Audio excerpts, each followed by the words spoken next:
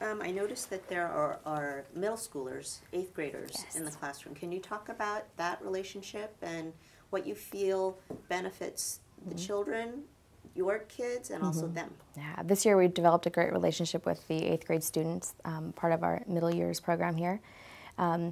We've done a lot of collaboration from just having the kids come over to play during job time, just to play the games and hang out with them on the playground and inside the classroom. And we've really noticed how they've really gained a mutual respect for each other and a certain guidance that they really look up to the 8th graders, and they really seek them out. For example, we made some robots, and they're really into it, and the first thing they said is, I really want to go show the 8th graders, I want to show them this.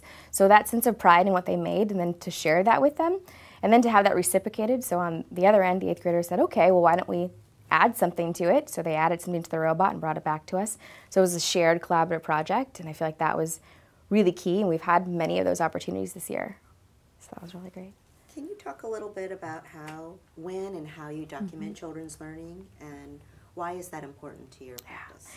Documenting to me is key for the kids and for the parents. It really makes learning visible.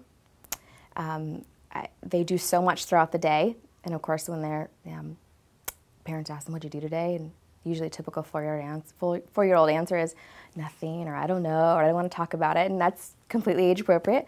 But I feel like for us to really share the learning that's happening is to document it through pictures, through video, through our blog, through many different outlets for parents, and especially working parents who it's hard to get into the classroom to see the walls.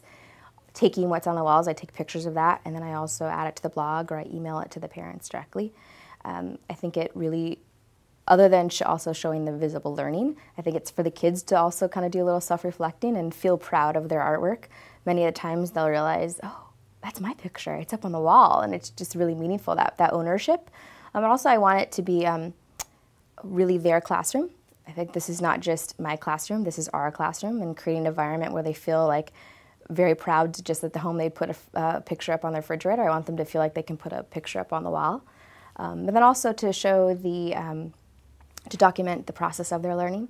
So some are really visual learners, and they really want to show them through pictures what they've learned, and for them to kind of reflect on that.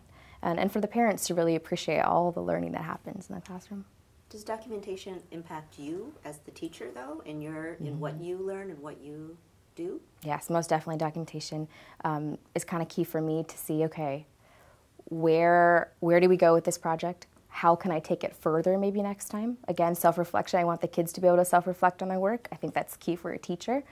Another good attribute as a teacher is to really to know what they're really good at and also what they need to improve on.